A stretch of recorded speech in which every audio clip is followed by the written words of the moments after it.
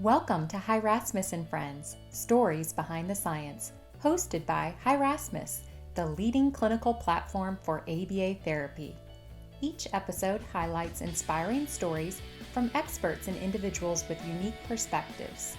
Join us as we explore valuable insights and foster empowerment within the autism community. Hello, and welcome back to Hi Rasmus and Friends. I'm your host, Amy Cook, and I'm thrilled to introduce today's guest, Arianna Esposito, Vice President of Services and Supports at Autism Speaks. So I'm so glad you're here today. How's it going today? Hi, Amy. Thanks so much for having me. Good. So we're going to kind of get started by talking a little bit more about your background. So I have seen that you've been in the field of autism for over 15 years. So what first drew you to the field? I always like to start when anyone asks me this question of it's a little bit of a personal journey where when I was in high school, right before actually joining high school, I was diagnosed with ADHD, a processing delay, and specific learning disabilities. And back then, the neurodiversity movement wasn't nearly as big as it is today, and sort of just awareness of different neurodiversities isn't what it is today. And I was exceptionally fortunate that I had a group of really accommodating, really accepting teachers, and the support network that I had really helped me understand my diagnosis, and really work on those skills that I needed to be successful, both academically and then eventually, um, outside of that. And that had a really profound impact. And I knew I was very young at the time, but I knew I had a feeling I'm like, I don't think that everyone gets this fortunate in terms of having accessible services and supports.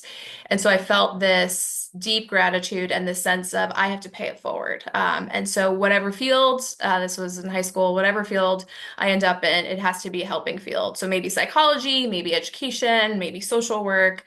And so I went off to college with this sense of trying to find where my place would be and where I was really meant to be. And it was the start of my sophomore year at the college I attended in Philadelphia, and they were opening an autism training center with a twofold mission of sort of training the future professionals of tomorrow while delivering accessible, affordable services to the local community today. And through that journey of my first summer camp, I was an ABA therapist. And prior to this, I had very little understanding of autism or even ABA. I did no idea at that time what ABA was. But the impact that summer had working with the first person with autism, she had just turned 3 and very recently diagnosed, had a really profound impact. And I left that summer feeling, okay, this is it. I think that this is where I'm meant to be. And so then I started on the change sort of the rest of my college academics and prepared for grad school and to become a BCBA. Oh, wow.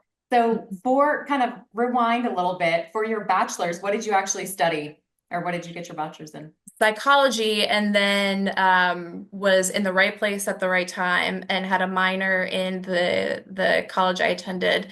They had recently launched before I graduated an autism behavioral studies minor.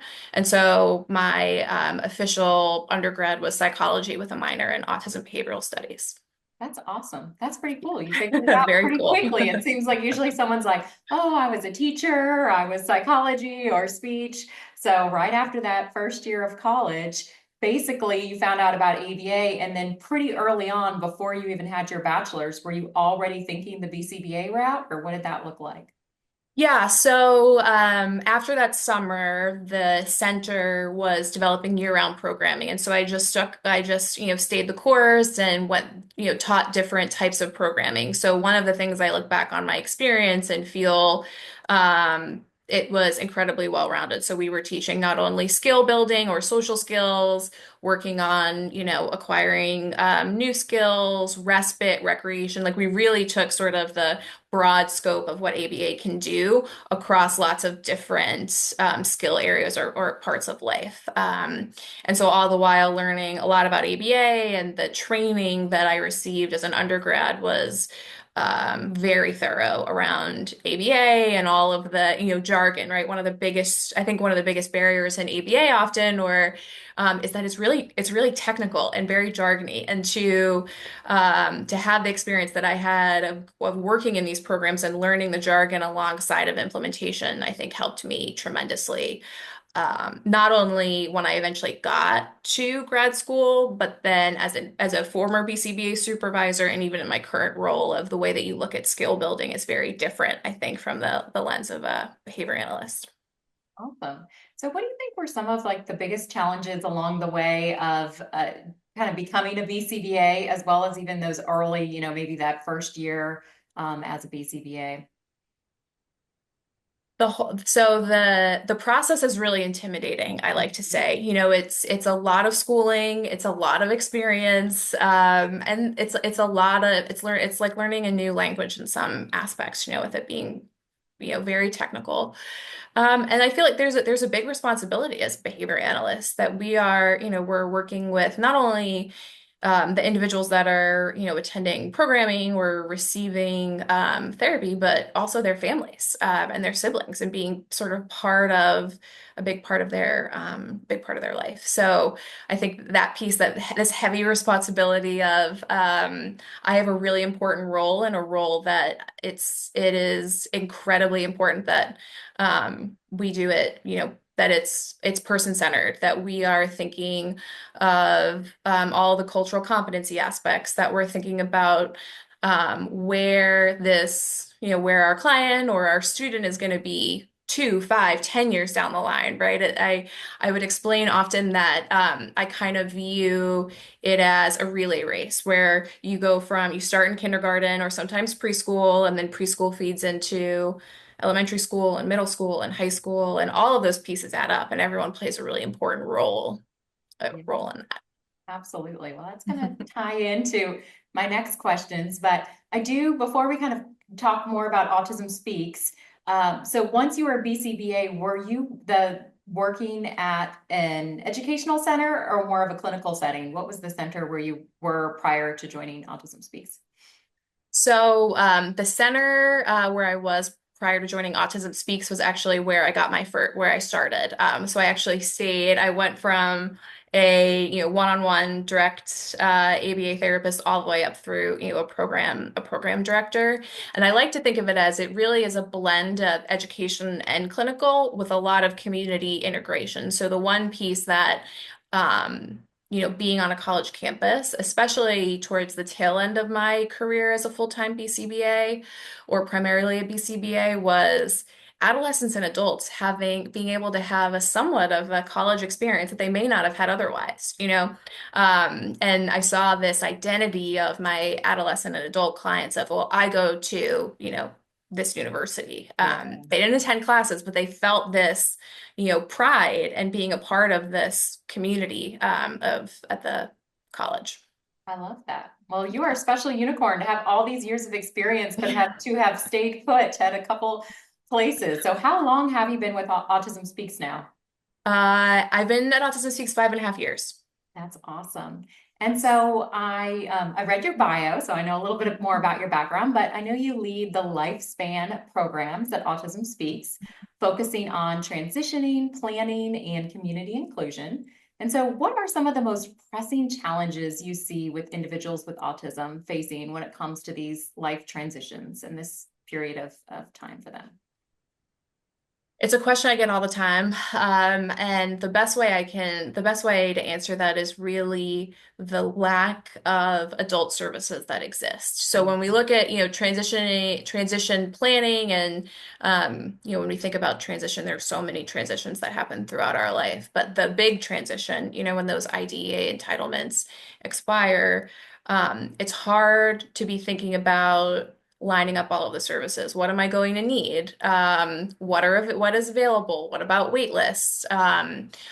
There's really a lack of information, period, because there's a lack of of services. And so navigating that entire process when you've got goals or you are working, whether you're an autistic adult or you're a family member that's helping or a professional that's sort of helping through that planning process, not knowing or having a lack of services to point to or to be able to enroll in and have access to is a huge challenge that we see. Yes, yeah, very unfortunate. I mean, we still see wait lists with some of our early intervention programs, Mhm. but it seems like it's much more accessible with the younger ones. And then when you look at some of these older programs, there's definitely a need out there to support them. So, For okay, sure. well, one of your key focus areas is creating tools to support employment and independent living to help with all of this. So, what innovative solutions are you most excited about right now in this space? When it comes to, workplace inclusion, and I would even think, sort of broad community inclusion, Mhm. it's so important, especially when we think about adult life, that we are far more than either the services that we receive. And if you think about life, having a full life, that means, you have employment, if that's something that is accessible and available and makes sense. You want to have an accessible place to live that is, has a community, an understanding community where you can build friendships, relationships, have recreation and respite. And so when I think about, workplace inclusion and inclusion overall, it's really bringing greater awareness to the needs that are out there, particularly for autistic adults. And I think we've made huge strides in overall awareness of autism, but some piece where, as an organization, we are investing more and more in the adult and aging space because it's so needed, especially around the needs, particularly of autistic adults as they age. On the innovation side, I think tools like AI and all of these AI powered tools that we're being inundated with every single day, right? New ways of becoming more efficient. I think when we look at service delivery, virtual reality, which has been around for quite some time, delivering skills and delivering different types of therapies and um, educational programs through VR is really promising, as well as AI. I think about, ways that you can create more accessible, independent living with AI powered tools or VR, where you can create smart homes that provide additional opportunities for individuals to live independently or have greater independence where they currently live. Exciting times. Really cool to think about all the ways technology is going to help, with job coaching, independent living skills, all those things. So awesome. So your work spans a broad range of services from employment to post-secondary education to independent living. How do you balance the diverse needs of the individuals across the lifespan? And how do you ensure that the programs remain person-centered with all these different abilities and lifestyles? It's a great question, especially, often in this role lifespan, when I explain the work that I do and the programs that fall under lifespan, it's like, wow, that's a lot. And it is, but the truth is especially when you get to adulthood, like things that feel very independent or separate, like employment or education or independent living or housing and residential, all of those things for some are very intertwined. Yeah. For non-autistic people, they are, work and independent living and education, those are all interconnected in some way. And so, kind of the approach that I take is looking at where are the greatest needs and where are the greatest opportunities, and how do we solve for those, or how do we prioritize through initiatives that we have, such as our Champions of Change, right, that are helping really bridge that gap between advocacy,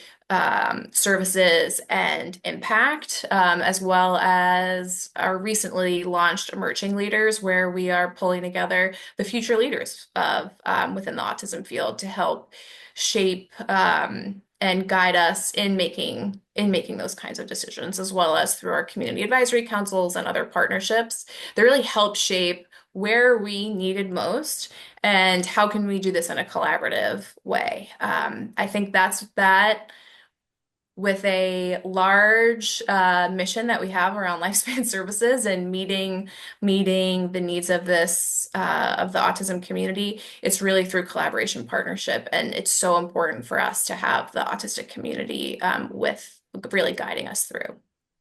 I love that. So I think part of what you said might have kind of answered this, but we'll go on more personally to you. But I know that you have a strong commitment to ensuring individuals with autism feel seen, valued, and included.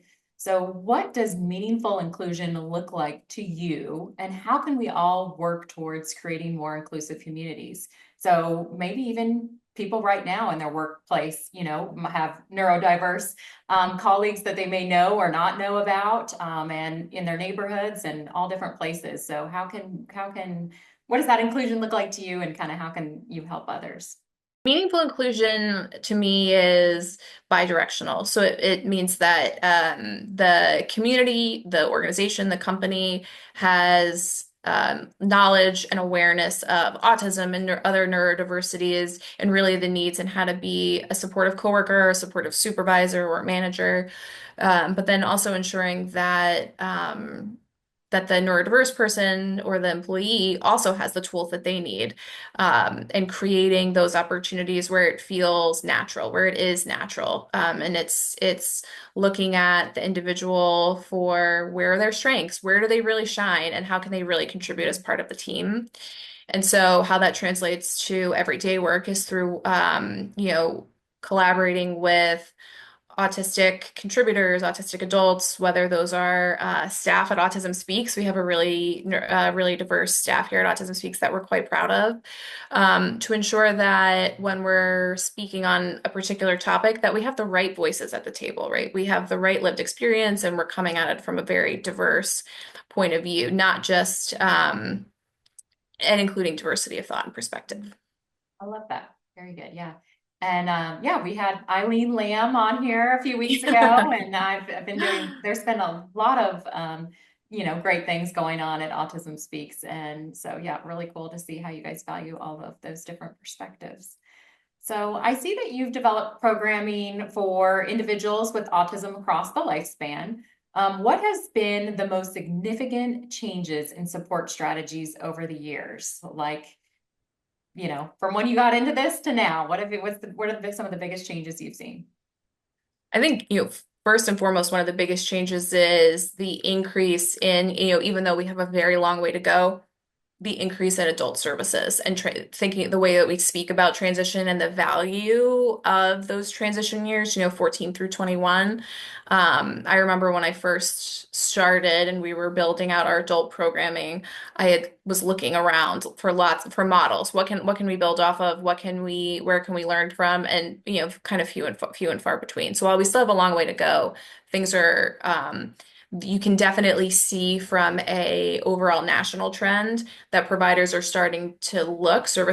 starting to look at how are they better serving the adult population. And I think a lot of it is that service providers who are historically have served early intervention or school aged, that those students are getting older, and their needs are changing. And so, service providers are thinking about that sort of shifting landscape, right? Or how do you respond, or how do you create programming for your clients as they age? That first and foremost, and then two is really looking at, I think, profound autism and serving those who are currently underserved. There's so many service deserts Mhm. across our country that really have very few options, and seeing that and raising that up and lifting it up as a huge need where it's part of conversation. How are we reaching those who are currently underserved? How are we understanding what their needs are, and how are we developing programming that's not only accessible, whether that's through affordable, whether it's through that or through cultural competency. I'm seeing that both from like from the service landscape, as well as on the clinician side as well, which is really promising because both of those, you need both parts of that equation to be successful. That's awesome. So you mentioned the affordable part. So I am kind of curious about the funding sources. So we know there's a lot of insurance mandates that provide coverage to the early intervention children with autism. So as they age through some of these transition and even these employment and independent living programs, what do you find are the funding sources like? Is it through government funding? Is it through grants? Is there some insurance money that will pay through adulthood, and when does that end? Or any, I'm not as knowledgeable in that area, and we might have some viewers that are curious too. So I'm hoping that there is more funding available than there used to be, because I know that used to be a big barrier. What is that looking like today? So, especially, this is true across the whole lifespan, but particularly in adulthood, it's really individualized depending on sort of where you fall and what your needs are as you leave the school and school entitlements. But it's primarily through waiver funding, which is like through the state and federal government.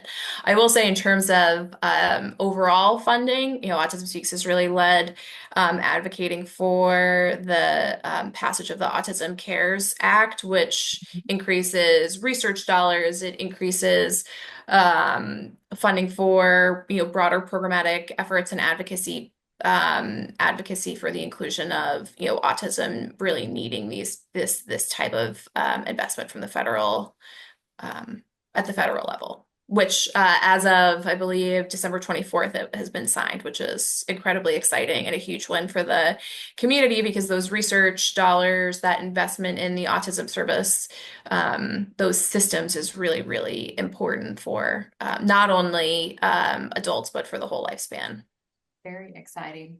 So what changes or trends do you see on the horizon for the autism services and supports in the next 5 or 10 years, would you say? I think we're going to continue to see focus on. I feel a little bit like a broken record on this, but it's so important. I think we're going to see more and a continued focus around adult needs, and just bringing greater attention and greater awareness around adult services. Something more innovation around how tech is really how utilizing technology and innovation is powering service delivery models. We see this. There are a couple of cool examples of how technology is being utilized for those who are in more rural and underserved parts of the country for things like remote job coaching or even remote vocational rehab services. And that is huge, where it might be difficult to have Wi-Fi or cell service, being able to utilize funds that are available to not only gain access to reliable Wi-Fi internet, but also to be able to upskill and find employment. I think we're going to continue to see that as a trend, especially as AI becomes more integrated in our daily life. Mhm. Um, and then I think when I look at trends, I'm really inspired by sort of the future leaders of the autism field that are right now in school and are beginning their professional career.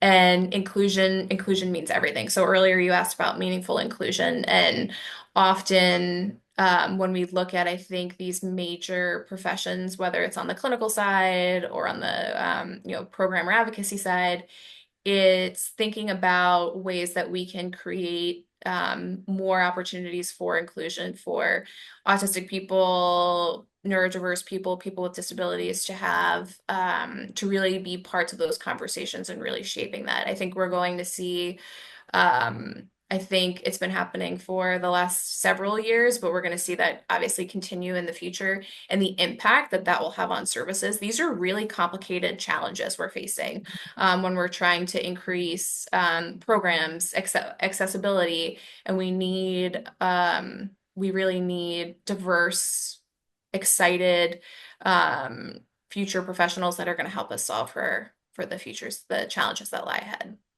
Awesome.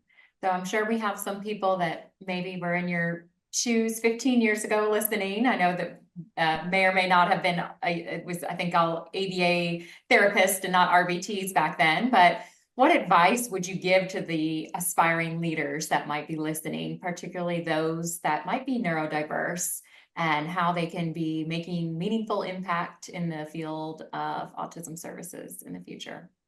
that there is absolutely a place at the table for you, your voice, and that there's challenges for all parts, right? So whether you choose to go into, this field or another field, that those bumps and those challenges, there are support systems that are out there to really help empower you. Because when I look back on my own and I look at the challenges that I faced, and I now, g- being in the role that I am now and feeling a sense of, okay, I've accomplished something, that's the most amazing feeling. So, be excited, be curious, and know that there's always a place for you as part of that conversation. I love that. That's such great advice. And I love that there's always room for you at the table. Very cool.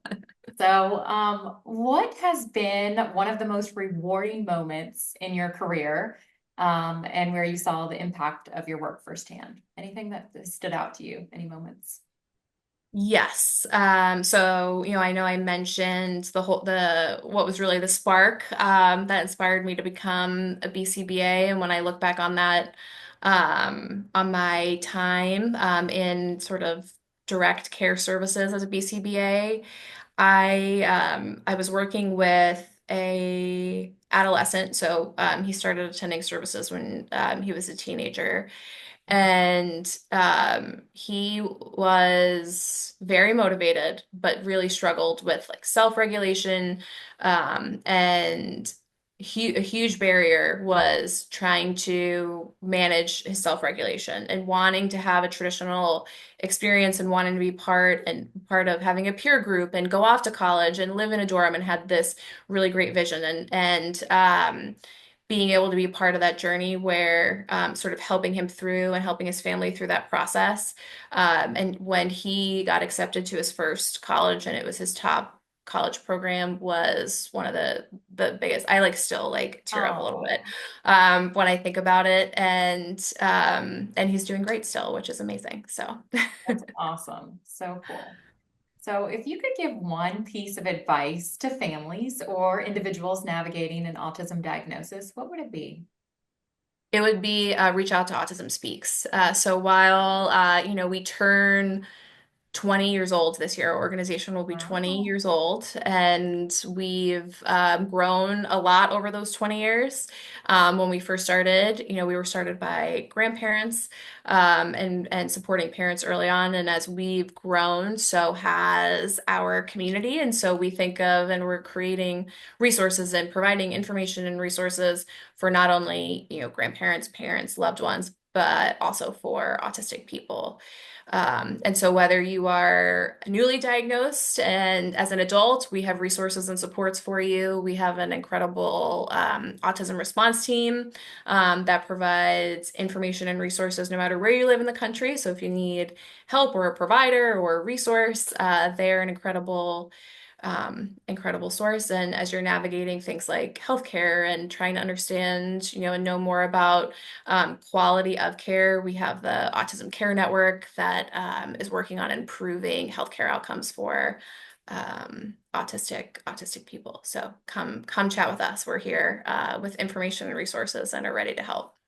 Love it. And we'll definitely include some of that in the show notes too to help people out, get some resources. So thank you. Okay, well, the slogan for Hi Rasmus is focus on the child in front of you. We provide the best clinical platform so providers can focus on what truly matters. On this podcast, we like to close by asking our guests to reflect on their own children or the children closest to them and share advice on how they maintain the focus in this busy world we live in. So you can think about I haven't even asked. I don't know if you have any of your own children or nieces, nephews, or we can even change it to people since you work more with adults. But I'd like you to think about one way that you keep the focus on the person in front of you. So no children yet. So people works for me. Very it must have been like 10 or so years ago. I came across the parable of the starfish. I don't know if you're familiar with this. It sounds familiar, Terrible. but let's go ahead and do a little paraphrase for Yeah, so there were two people walking on the beach after a storm, and there's a ton of starfish all over the beach. And it's the one person says, all these starfish, what are they going to do? We've got to get them in the water. And the other person says, oh, there's too many. You can't save them all. But the person says, well, I can save this one, and I can help this one. And that I think there's so many parallels to all aspects of life, but that's something that's really stuck with me of, yes, there's huge need. The need will continue to be there, and it will be complicated and challenging. But that doesn't stop the work that's immediately in front of us, right? It's important to show up, and support the client who's in front of us, the person that's in front of us, whether that's an autistic person, or a member of their family, or a clinician in our case. I love that. And it just makes me think, so many different facets of life, people can become overwhelmed. And so just keeping that focus and helping that one person right there. So wonderful. Well, I just can't thank you enough for joining us today. You have such a wonderful heart and so much wisdom to offer and empowerment to the community. So it's truly been a special guest, or special treat to have you as a guest on our podcast. So thank you so much for joining us Thank today you for and having sharing your me. story. Yes. And remember, in the midst of everything, it's the child in front of you that truly matters. Until next time, stay focused and take care. Bye. Bye. Thanks for joining us on Hi Rasmus and Friends, Stories Behind the Science. If you enjoyed this episode, please subscribe to our podcast and leave us a review. Your feedback helps us continue to share inspiring stories and foster empowerment within the autism community. See you next time.